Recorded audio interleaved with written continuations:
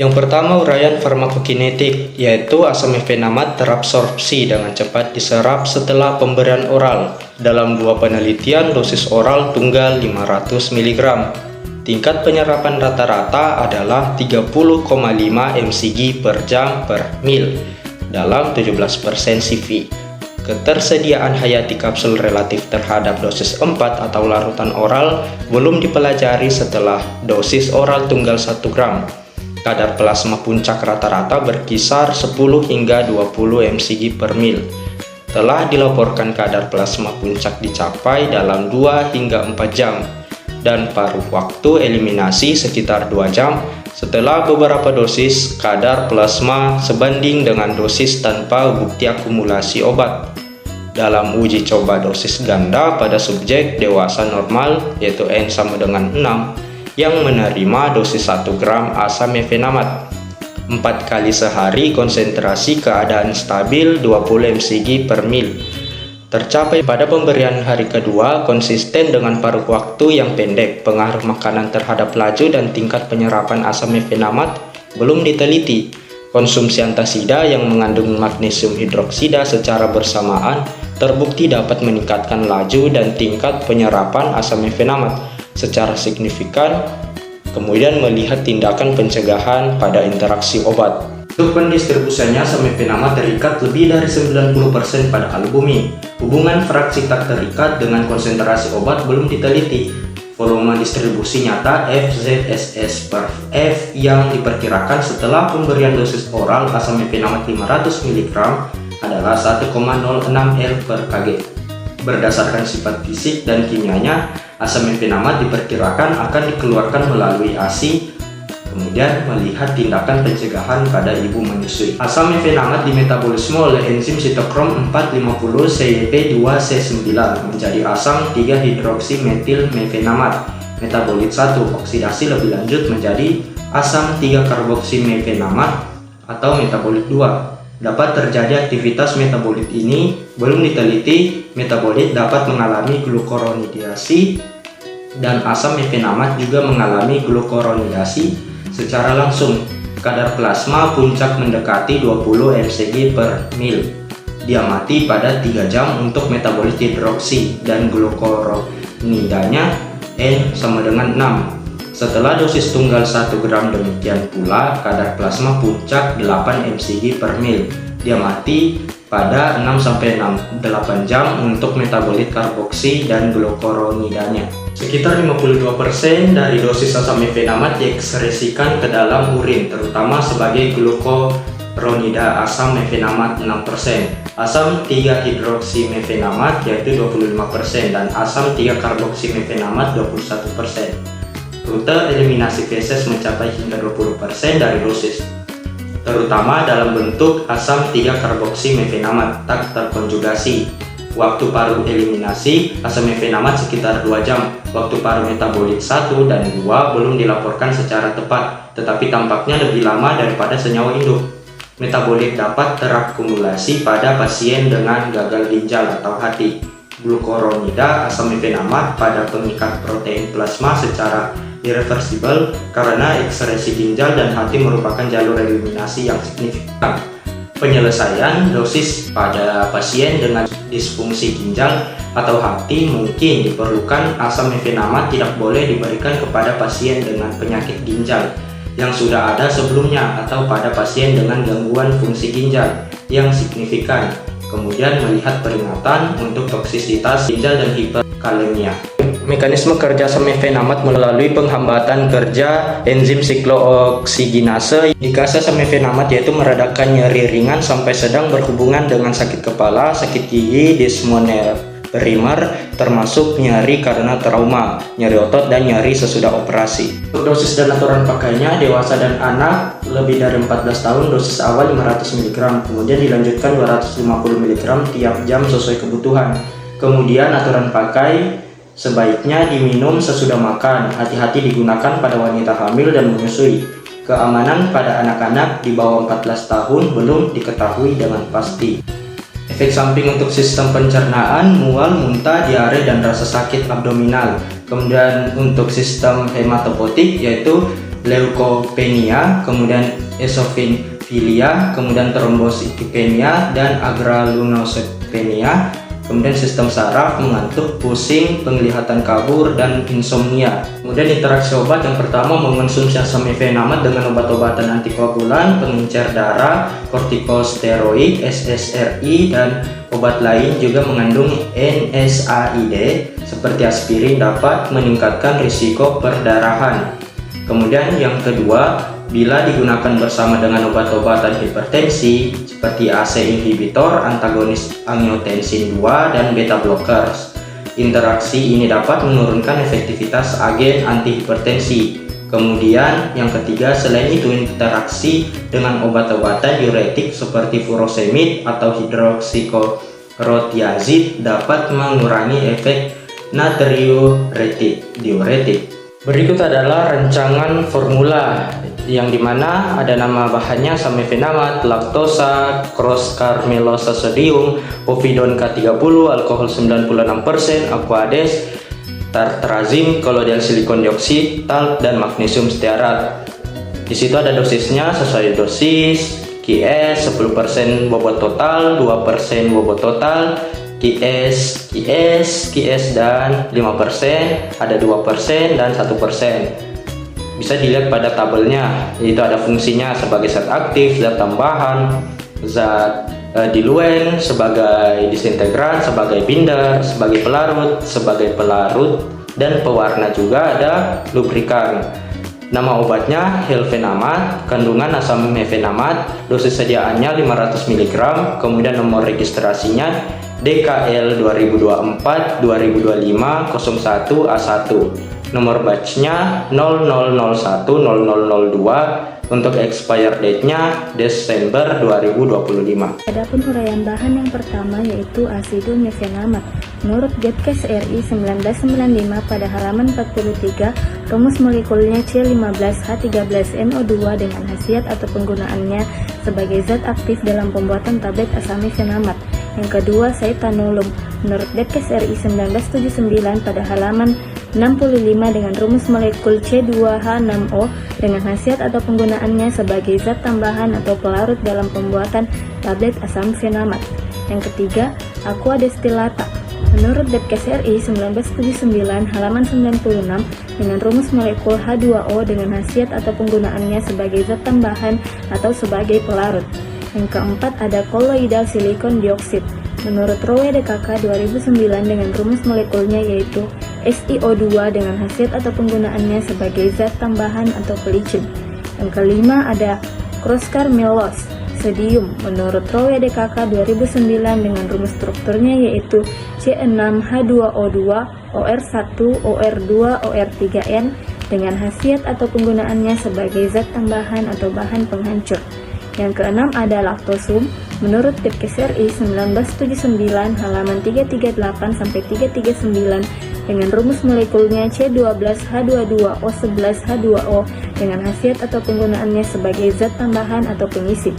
Yang ketujuh ada magnesium stearat. Menurut Gatcase RI 1979 halaman 354 dengan rumus molekulnya MgC1C18H35O2 dengan khasiat atau penggunaannya sebagai zat tambahan atau pelicin. Yang kedelapan ada povidone. Menurut Rowe DKK 2009 dengan rumus molekulnya C6H9NO dengan khasiat atau penggunaannya sebagai zat tambahan atau pengikat. Yang kesembilan ada talkum. Menurut Gatcase RI 1979 pada halaman 591 sampai 592 dengan khasiat penggunaannya sebagai zat tambahan atau bahan pelicin. Dan yang terakhir ada tartrazim. Menurut Wahyuni 2013 dengan khasiat atau penggunaannya sebagai zat tambahan atau pewarna. Alasan penggunaan bahan. Yang pertama, laktosa. Laktosa merupakan eksipien yang baik sekali. Digunakan dalam tablet sebagai pengisi karena mengandung zat aktif konsentrasi kecil karena mudah melakukan pencampuran yang homogen. Umumnya, formulasi memakai laktosa menunjukkan laju pelepasan obat yang baik. Granula cepat kering dan waktu hancurnya tidak terlalu pekat terhadap perubahan pada kekerasan tablet. Laktosa menghasilkan kompresibilitas yang baik, tidak berbau dan bersifat inert. Yang kedua ada cross-carmelosa sodium. Penggunaan Crosscar Melosodium dalam pembuatan tablet sebagai disintegran atau penghancur. Crosscar Melosodium bekerja dengan mekanisme menyerap saliva ke dalam tablet sehingga tablet dapat mengembang dengan cepat dan terdisintegrasi. Crosscar Melosodium memiliki efek mengurangi kekerasan, meningkatkan kerapuhan, dan mengurangi waktu pembasahan dan waktu hancur. Yang ketiga ada Povidon K30. Bahan pengikat yang paling banyak digunakan dalam proses granulasi adalah PVP. Penggunaan bahan pengikat PVP karena dapat menghasilkan sediaan granul dengan kecepatan alir yang baik, sehingga memiliki sudut diam yang minimum. Dapat menghasilkan sediaan granul dengan partikel halus atau jumlah finesse yang lebih sedikit. Tahan terhadap kelembapan dan daya kompaktibilitasnya baik. Penggunaan pengikat PVP memiliki keunggulan dibandingkan dengan penggunaan bahan pengikat lain, karena PVP dapat berperan sebagai bahan pengikat yang baik pada metode granulasi basah, granulasi kering, dan gempa langsung. PVP sebagai bahan pengikat pada sediaan granul dapat memiliki sifat alir yang baik, sehingga menghasilkan kekompakan pada sediaan tablet. Bersifat inert dan stabil, ketersediaan hayati dan PVP tidak berbau dan tidak memiliki rasa. Yang keempat ada alkohol. Penggunaan alkohol dalam pembuatan tablet yaitu sebagai pelarut. Beberapa alasan penggunaan etanol yang sangat luas antara lain karena etanol relatif tidak toksik dibandingkan dengan aseton dan metanol biaya murah, dapat digunakan pada berbagai metode ekstraksi, serta aman untuk ekstrak yang dijadikan obat-obatan dan makanan. Alasan lainnya karena etanol merupakan pelarut yang mudah didapatkan, efisien, aman untuk lingkungan. Yang kelima ada Aquades. Aquades adalah pelarut yang aman dan bersih karena telah melalui proses destilasi. Aquades bebas dari mikroorganisme dan kontaminan lainnya.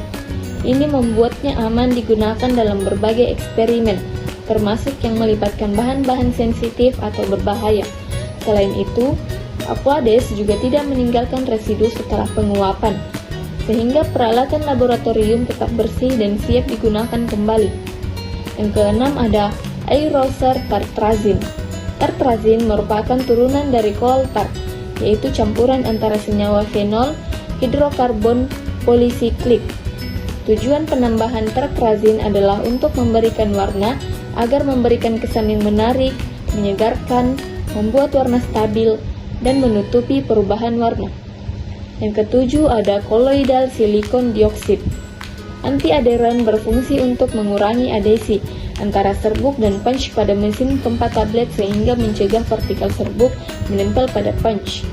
Bahan yang sering digunakan sebagai anti-adheran adalah koloidal silikon dioksid, berguna untuk pengaturan aliran partikel dan mengurangi lengketnya partikel satu sama lain. Dengan demikian gesekan antar partikel menjadi berkurang.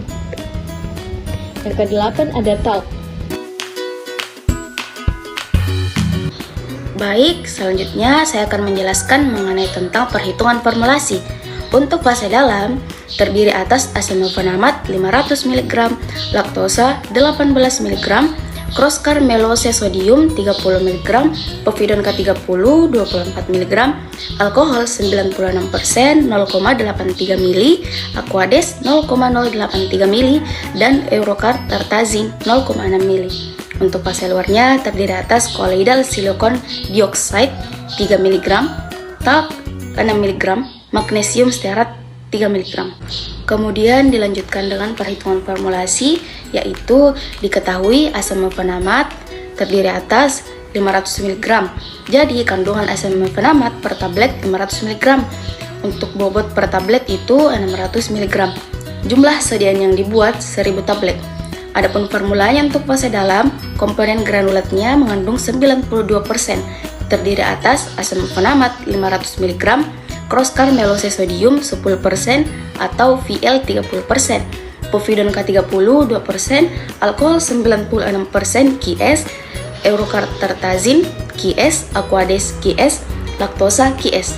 Kemudian untuk fase luarnya, komponen pencetakannya mengandung 8%, yang itu terdiri atas koloidal silikon dioksida 5%, magnesium stearat 1%, dan talc 2%. Baik, untuk penyelesaian perhitungan fase dalam bisa kita lihat pada tabel di samping atas saya. Jadi, misal granul sebenarnya saat percobaan yaitu 500 gram. Kemudian jumlah granul yang diperoleh yaitu 500 gram dibagi 460 gram dikali 1000 tablet. Jadi menghasilkan 1086,956 tablet utuh atau dibulatkan menjadi 1087 tablet utuh.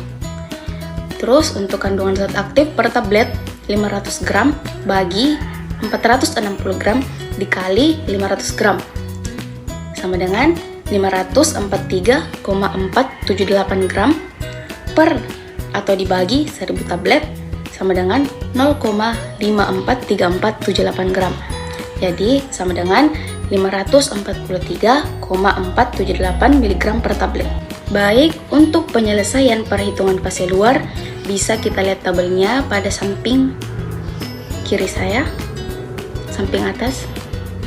Nah, bobot tablet yang diperoleh bisa kita peroleh dari perhitungan massa granul sebenarnya ditambah jumlah fase luar per jumlah tablet yang diperoleh, atau sama dengan 500 gram ditambah 43.478 per 1086,956 tablet, atau sama dengan 543,478 per 1086,956 tablet, yang menghasilkan 0,5 gram per tablet atau 500 mg per tablet. Makasih. Adapun cara kerja pada pembuatan asam penamat yaitu timbang bahan untuk fase dalam asam penamat 500 mg, laktosa 18 mg, corcar melosis sodium 30 mg, fluidum K 24 mg, alkohol 96%, 0,083 ml, aquades 0,083 ml, dan orchor tartizin 0,6 ml, kemudian ayak dengayakan 0,40, larutkan fluidum K 24 mg dengan alkohol 96%, 0,083 ml. Aduk hingga homogen. Masukkan asam mefenamat 500 mg, laktosa 18 mg, dan carmelosis sodium 30 mg ke dalam lumpan, gores hingga homogen. Tuangkan fluidum yang tidak diencerkan ke dalam lumpan dengan menggunakan pipet tetes sebanyak 4 kali, lalu gores hingga homogen. Larutan zat pewarna orchor tartizin 0,6 ml dengan aquades 0,083 ml. Aduk hingga homogen, kemudian tuang sedikit demi sedikit larutan pewarna ke dalam lumpan dan gores hingga homogen. Diayak menggunakan layakan 0,18 agar membentuk granul. Masukkan granul ke dalam oven untuk dikeringkan dengan suhu 60 derajat Celcius selama 20 menit. Setelah 20 menit, ambil granul kemudian ayak kembali dengan ayakan 0,20. Timbang bahan fase luar, koloidal silicon dioksida 3 mg, tal 6 mg, dan magnesium setat 3 mg. Campurkan fase dalam dan fase luar ke dalam lumpan, kemudian digoreng hingga homogen. Granul siap dicetak. Tablet asam penamat sudah selesai dicetak, kemudian lakukan pengujian organoleptis, keserangan bobot, kekerasan tablet, kerapuhan, waktu hancur tablet, dan uji disolusi. Uji atau evaluasi sediaan. Yang pertama, uji organoleptis. Penampilan fisik tablet yang diamati meliputi tidak ada capping, cracking, picking, dan karakteristik lain yang menandakan adanya kerusakan tablet. Beberapa permasalahan yang umum ditemukan dalam pengempaan tablet berupa capping, lamination, chipping, cracking, sticking, picking, binding, mottling, dan double impression. Keseragaman warna tablet dapat menjadi salah satu parameter keseragaman kadar pada tablet. Meskipun begitu, keseragaman tablet dapat dikatakan seragam apabila bobot zat aktif mencapai 50 mg atau lebih. Dengan perbandingan kadar zat aktif dalam tablet 50% atau lebih sudah dapat menggambarkan keseragaman kadar dari tablet tersebut. Yang kedua, uji keseragaman bobot. Timbang 10 tablet satu persatu pada neraca analitik dan catat hasilnya lalu hitung rata-rata dan koefisien variasinya. CV sama dengan SD per X dikali 100%. CV yaitu koefisien variasi, SD yaitu simpangan baku, dan X yaitu rata-rata. Syarat keseragaman bobot tablet adalah bobot rata-rata tidak boleh lebih dari 2 tablet yang menyimpang. Yang ketiga, uji kekerasan tablet. A. Ambil satu tablet, diletakkan pada ujung alat dengan posisi vertikal. Putar skrup pada ujung alat hingga tablet tertekan. C. Pemutaran dihentikan saat tablet telah pecah. D. Lakukan percobaan sebanyak 5 kali, hitung harga putarannya. Syarat kekerasan tablet yang baik adalah 4-8 kg. Yang keempat, ada uji kerapuhan. Timbang 10 tablet pada timbangan analitik, catat bobotnya sebagai bobot mula-mula. Masukkan dalam preabilator. Pengujian dilakukan selama 4 menit. Setelah 5 menit, keluarkan tablet dari alat, kemudian timbang lagi sebagai bobot akhir, kemudian hitung kerapuhannya. Kerapuhan sama dengan berat tablet awal dikurang berat tablet akhir dibagi berat tablet awal dikali 100%. Syarat kerapuhan tablet yang baik adalah kurang dari 0,8%. Yang kelima, ada uji waktu hancur. 5 buah tablet dimasukkan ke dalam tabung disintegran tester. Setiap tabung diisi 1 tablet. Kemudian masukkan dalam penangas air dengan temperatur 37 derajat Celcius. Jalankan hal sampai semua obat terlarut. Kemudian catat waktu yang ditunjukkan sebagai waktu hancur tablet. Syarat waktu hancur tablet yaitu untuk tablet salut selaput tidak lebih dari 30 menit. Yang keenam, ada uji disolusi. Dimasukkan 900 ml air ke dalam labu disolusi. Kemudian sebagian labu dimasukkan ke dalam penangas air. Kemudian atur suhu sampai 37 kurang lebih 0,5 derajat Celcius.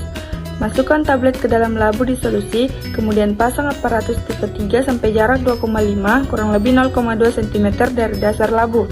Atur kecepatan putaran 50 rpm. Ambil sampel sebanyak 5,0 ml dengan spot injeksi yang dilengkapi dengan filter holder. Setiap pengambilan sampel, masukkan aquades sejumlah yang diambil pada pengambilan sebelumnya, 5,0 ml dengan suhu 37 derajat Celcius. Pengambilan sampel dilakukan pada menit ke-1, 2, 3, 4, 5, 10, 15, 20, 25, 30, 35, 40, 45, 50, 55, dan 60.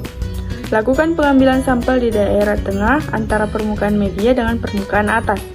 Syarat uji disolusi yang baik adalah dalam waktu 30 menit harus larut tidak kurang dari 80%.